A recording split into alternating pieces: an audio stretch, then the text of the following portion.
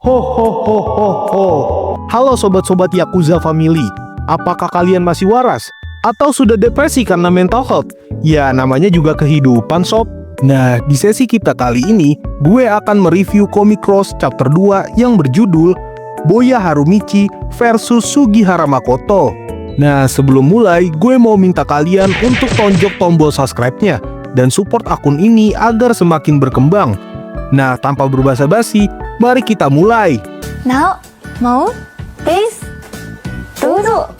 Cerita dimulai dengan seorang yang sedang mengamati Boya dari jarak jauh dengan menggunakan teropongnya. Dan ternyata orang yang sedang mengintai Boya adalah Akutsu. Lalu terlihat Akutsu yang ngedumel dikarenakan dirinya yang membenci Boya karena Boya bisa bergaul dengan anak kelasannya. Melihat Akutsu yang terus mengamati Boya, teman Akutsu yang resah pun berkata seperti ini. "Hei Aku-chan, aku tahu kita harus memata-matai dia setiap hari, tapi semua ini rasanya seperti menyelidiki kasus perzinahan." Akutsu yang marah menggeplak kepala temannya. Lalu Akutsu berceramah seperti ini. "Kau pikir kau bisa langsung menghadapinya? Kita harus bermain curang, cari kelemahannya, dan pasang perangkap untuknya. Dasar bodoh." Begitulah kata Akutsu. Dalam hatinya, Akutsu juga semakin kesal, mengingat kejadian teman botaknya tadi pagi yang malah menyapa Boya padahal geng mereka baru aja dibuat babak belur kemarin. Terlihat jika ketiga anggota geng Akutsu yang lain sedang mendiskusikan rencana sebuah perangkap berupa lubang besar, yang mana nantinya mereka akan menggali lubang, lalu Boya akan terjebak di dalam sana. Ketika Boya jatuh, mereka semua akan menyerang Boya dari segala sisi dengan menggunakan tongkat dan melemparinya batu. Mereka menyebut rencana ini sebagai rencana mamut, sebagaimana manusia zaman prasejarah mengalahkan seekor mamut. Lucunya dari jauh, Akutsu yang mendengar hal itu merasa aneh dengan teman-temannya. Ya, coba kalian bayangin aja, demi balas dendam ke Boya, geng Akutsu sampai merencanakan perbuatan keji seperti itu. Panel berganti dengan Yasuda yang sedang berjalan santai di lorong sekolah. Namun terlihat Boya yang sedang menunggunya. Lucunya Yasuda mencoba menghindari Boya, bahkan Boya terus saja mengikuti Yasuda. Sampai titik di mana Yasuda yang risih berusaha berlari. Namun naas sekuat apapun Yasuda berlari, kecepatan Boya itu seperti setan. Dan Boya melompat lalu menggeplak kepala Yasuda. Ternyata alasan Boya mendekati Yasuda sedari tadi dikarenakan Boya yang sudah birahi ingin cepet-cepet dikenalin sama kakak Yasuda yang cantik. Dan tentu saja Yasuda terus mengelak dan mengalihkan perhatian Boya. Saking kesalnya, Boya sampai marah dan berkata seperti ini. "Lain kali, lain kali. Jadi kapan tepatnya lain kali itu?" Dan Yasuda mengelak dengan menjawabnya, "Ya, lain kali, ya lain kali." Di saat Yasuda mencoba terus mengelak, Boya yang kesal menjitak-jitak kepala Yasuda sambil berkata seseorang ingin dihajar. Lalu seseorang berkata, "Kalian menghalangi jalanku, minggir sana." Terlihat Boya yang sedikit emosi. Lalu orang tersebut melanjutkan perkataannya, "Apa kau tidak dengar? Ku bilang kalian menghalangi jalanku, jadi cepat pergi." Dapat dilihat wajah Yasuda yang auto panik melihat wajah orang tersebut. Lalu Boya menjawab, "Kenapa juga gue harus pergi? Tak bisakah kalian ambil jalan memutar?" Mendengar jawaban Boya, orang itu tersenyum tipis dan Yasuda yang terlihat semakin panik. Lalu orang tersebut berkata, "Gue nggak pernah lihat lu sebelumnya, tapi mulut lu besar juga ya, pirang. Pernahkah seseorang memberitahumu?" Kalimat ini merujuk kepada pernah dikasih hajar atau bisa juga pernah dikasih paham. Intinya orang tersebut merasa jika dialah rajanya di sini. Semakin gondok mendengar perkataan orang itu, Boya meledeknya dengan melototinya. Dan lucunya Yasuda makin panik gak karuan. Di sini juga terlihat jika Yasuda mencoba berdamai dengan minta maaf kepada orang tersebut duluan dan memberitahunya jika orang ini masih baru di sini. Dari jauh, Boya masih saja meledek orang tersebut dengan melototinya. Dan terlihat orang tersebut semakin kesal dengan ledekan ekspresi Boya dan sepertinya sebentar lagi akan terjadi baku hantam. Namun belum sempat baku hantam, seorang guru suzuran memergoki mereka dan menanyakan tentang apa yang sedang mereka lakukan. Yasuda terlihat sangat bahagia karena selamat di situasi itu. Sedangkan Boya dan orang tersebut terlihat sangat kesal. Ya karena dengan datangnya guru, otomatis gelutnya batal. Dengan kejadian barusan, mungkin bisa menjawab pertanyaan kalian kemana para guru SMA Suzuran dan juga fakta bahwa anak Suzuran itu tetap belajar dan masih hormat kepada guru alias seganlah. Kembali ke topik, orang tersebut langsung mengajak rombongannya untuk bergegas pergi. Di sisi lain, Boya yang masih naik darah berpikir untuk menghajar orang yang tadi. Namun Yasuda mencoba menghentikan Boya agar tidak berkelahi. Lalu Yasuda berkata kepada Boya seperti ini, "Apa lu tahu siapa dia, hah?" Dan Boya menjawab, "Nggak tahu." Lalu Yasuda bilang, "Jangan belaga bangga begitu dong." Dan Yasuda mengeluh jika dirinya bersama Boya maka hanya akan mengurangi nyawanya saja. Lalu Yasuda menjelaskan jika orang yang tadi itu dia adalah Sandasan alias Senda Naoki. Mereka menyebutnya sebagai tangan kanan dari Hideto Bando. Dan dari sinilah kita akhirnya tahu nama orang yang tadi. Dengan belaga, Boya menjawab, "Ya, terus kenapa?" Dengan wajah cemas, Yasuda menjelaskan, "Ya, lu tahulah, sekolah ini seperti lomba untuk anak berandalan nakal. Karena di sini hanya ada orang-orang berbahaya, tidak seorang pun boleh berdiri di atas mereka. Karena itulah dibagi menjadi beberapa fraksi dan status mereka selalu berperang." Dan Yasuda juga menjelaskan jika saat ini di antara semua fraksi yang ada, fraksi Bandolah yang paling kuat. Bahkan Akutsu juga ada pada fraksi Bando berserta dengan 120 orang lainnya. Biar gue jelasin dikit. Jadi alasan Bando dikatakan sebagai fraksi terkuat saat ini di Suzuran karena dia memiliki dua orang kuat yang bisa kita sebut sebagai tangan kanannya, yaitu Senda Naoki dan Tatsuya Yamazaki. Ditambah lagi Bando itu salah satu petinggi di geng Armamen generasi ketiga saat ini. Udah gitu Bando juga punya beberapa pasukan, salah satunya geng Akutsu, dan juga belum dihitung pasukannya yang lain yang berjumlah 120 orang anak Suzuran. Nah sekarang balik ke topik. Lucunya Yasuda yang udah cerita panjang lebar, si Boya malah tidur Jir. Lalu Yasuda berteriak, "Begitu Bando kembali, akan terjadi hujan darah." Terkaget, Boya pun terbangun. Lalu Yasuda menceritakan sebuah kilas balik. Dia berkata ada juga orang kuat dari kelasmu. Dia adalah Hiromi Kirishima. Dia dan dua orang lainnya, kita sebut saja trio Ebizuka, selalu melawan fraksi Bando. Bentrokan di sayap barat waktu itu benar-benar bukan main. Bahkan semua guru Suzuran waktu itu harus dikerahkan untuk mengontrol mereka semua. Panel memperlihatkan bentrokan trio Ebi dan fraksi Bando. Dan Yasuda berkata, jika bentrokan seperti itu akan terus berlanjut selamanya. Terlihat flashback Hiromi yang kepalanya bocor masih memanas dan dihentikan oleh sang guru. Lalu Boya berkata, "Oh si landak itu ya? Ya besar juga nyali dia." Dengan wajah ngeremehin, Yasuda merasa jika perkataan Boya itu ketinggian. By the way di sini Yasuda masih belum tahu jika Boya itu udah ngebuat Hiromi jadi ayam sayur. Jadi yang Yasuda tahu jika Boya hanya melawan geng Akutsu saja. Lalu Yasuda meledek Boya dengan berkata seperti ini, "Kau bicara apa sih? Dia itu bukan tipe orang yang bisa dilawan tukang pamer sepertimu." Boya menjawab, "Oh begitu ya." Dan Boya menjitak pala Yasuda, lalu mencekik Yasuda dan berkata, "Siapa yang tukang pamer?" Sekarang panel berganti ke gerombolan geng Akutsu. Mereka sedang mendiskusikan tentang bagaimana mengurusi pirang Boya agar senior Yamazaki tidak menghabisi mereka. Akutsu yang sedang pusing menyuruh para anggotanya untuk diam. Lalu saat para geng Akutsu berjalan di lorong, mereka melihat sesuatu dari kejauhan. Dan ternyata itu adalah Hiromi berserta rekan trio Ebizuka yang lain. Melihat itu, mereka langsung bergegas bersembunyi untuk mencoba menguping. Pon berkata kepada Hiromi, "Sedari tadi kau terus saja mengatakan kau akan menghajar Boya dan itu akan terjadi." Hiromi yang pusing menyuruh Pon agar diam. Lalu Pon mencoba menyemangati Hiromi dengan berkata seperti ini, Hei, apakah si anjing gila Hiromi?" Belum selesai menyelesaikan perkataannya, Hiromi langsung menyuruh Pon agar diam dan memintanya untuk membiarkannya sendiri. Dan Hiromi bergegas pergi dari mereka. Pon yang kesal dengan tingkah Hiromi yang tiba-tiba berubah, meneriakinya dari jauh. Sambil kesal, Pon berkata kepada Mako, "Cih, ada apa dengannya?" Terlihat Pon yang masih heran dengan tingkah Hiromi. Di sisi lain terlihat Mako yang masih sebat santuy dengan rokok Samsu ketengannya. Lalu Pon terlihat seperti memiliki ide bagus dan mengusulkan sesuatu kepada Mako. Terlihat dari jauh Akutsu yang mencoba menguping pembicaraan mereka. Lalu Pon mengusulkan untuk menentukannya secara adil dengan sebuah koin, dengan taruhan Mako koin bagian kepala dan Pon koin bagian ekor.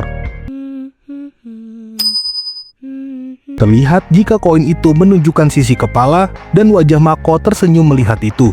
Sementara para geng Akutsu yang melihat kejadian barusan terlihat seakan mau merencanakan sesuatu. Nah, biar gue jelasin dikit. Alasan Pon dan Mako bertaruh sisi koin tadi itu bertujuan untuk menentukan siapa yang layak berduel dengan orang yang sudah menghajar Hiromi, yang tidak lain adalah Boya Harumichi. Lalu terdengar bel sepulang sekolah SMA Suzuran. Dapat kita lihat jika para berandalan Suzuran masih sempat membawa buku dan tas untuk belajar. Dan detail seperti ini sayangnya tidak diperlihatkan dalam film live action Cross Zero. Di sisi lain terlihat Boya yang sedang menunggu Yasuda. Dalam hati ia berkata jika dirinya tidak akan membiarkannya kabur. Dan Boya masih tidak mengerti tentang bagaimana caranya Yasuda yang selalu bisa kabur darinya. Lalu sedikit terlintas di pikiran Boya tentang apa ia harus menghajarnya sesekali. Sambil merenung, Boya berpikir jika mendekatinya secara pelan-pelan sepertinya akan jauh lebih bagus. Dan Boya berpikir tentang apa yang harus ia lakukan selanjutnya agar bisa lebih akrab dengan Yasuda. Terlihat Boya mencoba mengambil sesuatu dari sakunya, dan ternyata itu adalah sebuah foto. Bisa kita lihat jika foto tersebut adalah kakak Yasuda yang cantik. Buat kalian yang mungkin gak ngeh, di chapter 1 kemarin foto tersebut masih lengkap dengan Yasuda dan kakaknya foto sebelahan. Tapi karena foto ini sudah di tangan Boya, Boya memotong foto ini dan hanya menyimpan bagian si kakak Yasudanya saja. Terlihat Boya yang sedang senyum-senyum gemes ngebayangin foto doi. Dalam hatinya Boya sudah tidak sabar untuk bertemu kakak Yasuda. Bahkan ia sampai memikirkan caranya bertingkah di depan kakak Yasuda dengan pilihan tampil lucu atau tampil menjadi keren. Di saat lagi asik-asik berfantasi, seseorang mengetuk Boya dari belakang. Dengan wajah dongo, Boya menengok dan berkata, "Hah?" Ternyata orang itu adalah Sugihara Makoto alias Mako.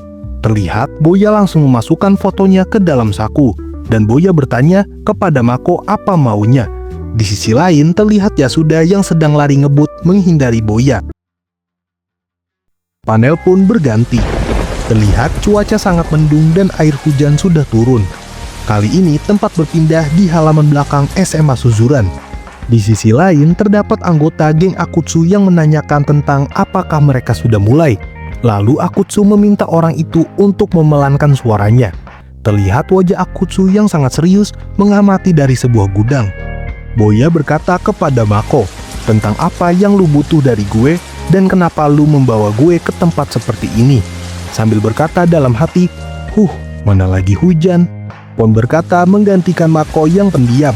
Kami sedang membantu Hiromi dan kudengar kau cukup kuat. Dengan belagu Boya menjawab, ya sepertinya kekuatan asliku memang susah untuk disembunyikan. Dan Boya memperjelas kondisi mereka dengan bertanya, lu sedang tidak ngajak gue untuk berantem kan? Dengan serius Pon berteriak, "Hei Mako!" Mako pun membuka kacamatanya dan berkata jika dia adalah lawannya. Terlihat wajah Boya yang tidak terlalu mempedulikan itu. Sementara itu di sisi yang lain terlihat Hiromi yang sedang menanyai anak Suzuran yang lain tentang apakah mereka melihat Pon dan Mako. Lalu orang itu berkata, jika kau mencari Mako, tadi dia berjalan bersama seseorang yang berambut pirang. Hiromi berkata, "Apa? Pirang?" Sambil mencerna jawaban. Akhirnya Hiromi tersadar dan berkata, Tidak mungkin. Jangan-jangan." Terlihat Hiromi bergegas lari untuk menghampiri Pon dan Mako. Sementara itu, di sisi yang lain, halaman belakang sekolah SMA Suzuran. Terlihat Pon yang berteriak, "Lakukan Mako! Bunuh dia!" Terlihat Boya yang terkena pukulan keras hingga terpental. Dan juga bisa kita lihat jika foto kakak Yasuda jatuh dari sakunya. Di sisi lain, Mako yang sudah bersiap untuk memberikan pukulan selanjutnya. Sementara itu Boya yang sedang mencoba untuk berdiri kembali. Dalam hatinya Boya berkata jika orang ini terbiasa untuk berkelahi. Sementara itu dari gudang para geng Akutsu yang mengamati berkata, jika Makoto melakukannya dengan sangat baik. Bahkan Akutsu memberikan pendapatnya. Kalau Mako itu dia tidak banyak berbicara, makanya dia tidak terlalu menonjol. Tapi meski begitu, rumor mengatakan bahwa Mako merupakan salah satu dari 5 orang terkuat di Suzuran. Panel kembali ke pertarungan. Boya yang sudah berdiri, kali ini sudah siap untuk bertarung dan berkata, "Kau boleh juga rupanya sialan." Tapi di atas dunia, belum selesai melanjutkan perkataannya, perhatian Boya teralihkan dengan sesuatu. Dan ternyata, itu adalah foto kakak Yasuda yang tadi jatuh. Kocaknya, Boya minta time out kepada Mako. Padahal sekarang mereka sedang berada di tengah pertarungan. Dan terlihat serangan kaki yang siap menghantam. Terlihat wajah Boya yang terkaget dengan serangan tiba-tiba itu. Dan benar saja, tendangan kuat tepat sasaran mengenai wajah Boya. Terlihat Boya yang terjatuh hebat. Darah terus berkucuran dari hidung Boya, mengingat tendangan yang kuat tadi. Boya yang kesal berkata, "Dasar brengsek!" Namun tidak berhenti sampai di sana. Pukulan keras tepat mengenai ulu hati Boya. Bahkan Mako juga menyikut punggung Boya dan memukul kembali wajah Boya. Masih tidak puas, Mako memukul kembali tepat mengenai hidung Boya. Dan ya lagi-lagi Boya terjatuh. Terlihat Boya yang sangat berusaha keras untuk mengambil foto kakak Yasuda yang terjatuh. Bahkan Boya menyueki Mako dan menganggapnya tidak penting sama sekali. Tentunya Mako kesal dengan tingkah Boya yang tidak serius seakan mengacanginya. Dalam hati Boya panik takut fotonya kenapa-napa. Apalagi saat ini sedang terjadi hujan. Mako yang kesal berlari ke arah Boya dan menendang rahang Boya sambil mengatainya brengsek. Sambil menginjak-injak Boya, Mako berkata kepada Boya, "Lihat kemana kau, hah? Jangan meremehkanku, dasar sialan, kubunuh kau!"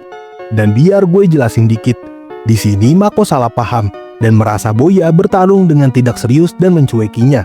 Padahal aslinya Boya lagi panik dengan nasib foto kakak Yasuda. Apalagi sekarang cuaca lagi hujan. Kembali ke topik, dari jauh Pon yang melihat perkelahian mereka berkata dalam hatinya, "Hah, si bodoh itu, dia malah membuat Mako makin marah." Terlihat Mako yang terus menendangi Boya. Pon melanjutkan isi hatinya dengan berkata, "Lagi pula, bagaimana mungkin Hiromi bisa kalah dari bocah seperti itu? Dasar Hiromi." Pertarungan semakin memanas. Kali ini pukulan di kepala, lalu tendangan di ulu hati, dan terdengar suara Boya yang terus saja digebuki Mako. Sementara itu panel beralih ke para komentator di gudang. Seseorang di geng Akutsu berkata, "Hei Aku-chan, sudah selesai tuh." Terlihat wajah Akutsu yang tidak percaya. Lalu Akutsu berkata kepada teman-temannya, "Bego, kita berlima aja dihajar habis-habisan sampai babak belur olehnya.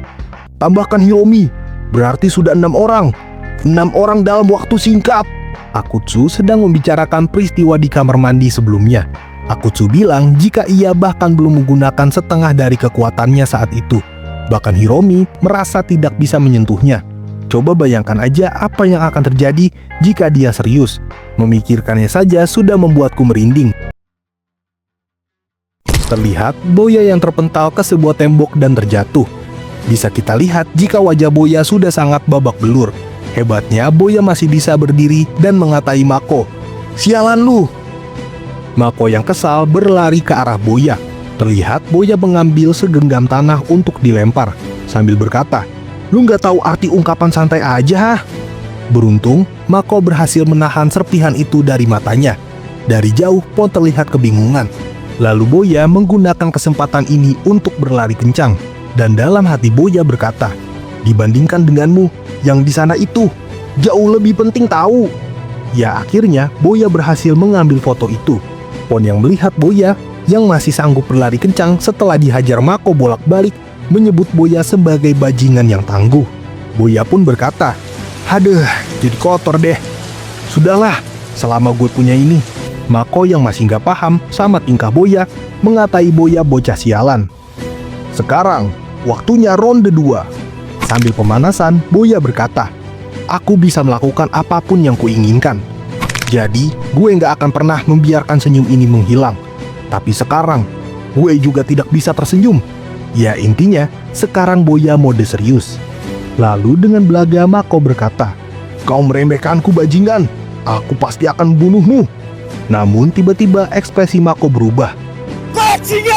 Ternyata wajah Boya sudah sangat serius dan Boya berteriak. Lalu Mako membalas respon Boya. Lalu Boya berkata, "Gelaga sombong kau seperti itu, dasar kau." Lalu Boya melompat. Terlihat wajah Mako yang sangat panik. Dan tendangan tepat sasaran di kepala Mako. Mako terpental di tanah dan memantul dengan menabrak sebuah tembok dan berakhir dengan tidak sadarkan diri, cuy. Terlihat wajah para pengamat yaitu Pon dan Akutsu yang terkejut atas KO-nya Mako terkena serangan hebatnya Boya. Dengan kerennya Boya berkata, "Jangan meremehkanku, idiot." Terlihat Hiromi yang berlari cepat dan akhirnya Hiromi sampai. Seperti yang kita tahu, pertarungan telah usai dan Hiromi datang terlambat. Lalu Boya bertanya, "Yo, apa yang lu lakuin di mari? Asal lu tahu ya, mereka lah yang mulai ini. Dengan kata lain, lu juga yang bertanggung jawab karena telah membuat gue ngelakuin ini. Lu denger gak?" Begitulah kata Boya ke Hiromi. Pon yang masih syok berkata, jika dia tidak percaya dengan kejadian ini, apalagi Mako kalah hanya dengan satu tendangan saja. Di sisi lain, Hiromi berkata kepada Mako, "Hei Mako, bertahanlah Mako." Sementara itu, Boya mencoba pergi. Sambil kesal dalam hatinya, Boya berkata, "Ada seragamku, akan gue buat mereka membayar biaya laundrynya." Namun tiba-tiba, Hiromi memanggil Boya. Terlihat wajah Hiromi yang cukup serius. Ternyata Hiromi melontarkan pertanyaan kepada Boya tentang sebenarnya makhluk seperti apa lu ini. Kalimat barusan merujuk kepada Boya yang sebegitu kuatnya. Saking kuatnya, Hiromi sampai bingung sebenarnya Boya ini apa. Lalu Boya menjawab, makhluk apa ya? Benar juga. Gue ini sama seperti lu. Seseorang yang membenci belajar dan diusir dari suatu tempat ke tempat lainnya dan berakhir di tempat ini. Lalu Boya berceramah, tapi ada satu perbedaan. Gue tidak nyasar dari jalan yang benar, dan gue bukanlah pemberontak. Gue juga bukan penjahat atau bajingan. Terlihat trio Ebizuka yang serius mendengarkan kultum dari Boya. Lalu dengan keren Boya berbalik arah dan melanjutkan ceramahnya. Ya, walaupun gue juga tidak bisa dikatakan apa yang kalian sebut sebagai pembela kebenaran, kalau mau protes datanglah kapan saja dan akan gue hajar lagi kalian. Dan Boya melambaikan perpisahan kepada mereka. Nah teman-teman, kalian dengarkan ceramah Boya? Intinya Boya itu berandalan yang keren. Dia cuma seorang pria yang ingin bebas tanpa menjadi nakal dengan merugikan orang lain, atau menjadi seorang pemberontak yang suka membuat keonaran, contohnya saja seperti bocah yang suka tawuran, atau juga seorang penjahat seperti para curanmor dan semacamnya, atau juga bajingan yang bisa berarti pelaku, pembuli, ataupun pencabulan. Buat kalian para fans Cross Zero atau seri Cross yang lain, sebenarnya pesan moral dari seri ini tuh dalam banget kalau kalian mau resapi. Janganlah kalian nonton atau baca seri ini, kalian malah ingin tawuran dan sok keren dengan bully orang lain. Dan jujur, perbuatan seperti itu gak keren sama sekali.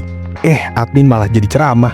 Sorry, soalnya gue pengen kalian bisa dapat pesan moral dari komik ini. Nah, lanjut ke topik. Terlihat Hiromi yang merenungi perkataan Boya dengan serius. Lalu terlihat Mako yang sepertinya telah terbangun dari pingsannya, sedangkan Pon dirinya merasa bersyukur karena telah kalah lempar koin dari Mako dan membuatnya tidak jadi melawan Boya. Sementara itu Akutsu berkata kepada temannya, "Ini buruk, Suzuran benar-benar akan berubah."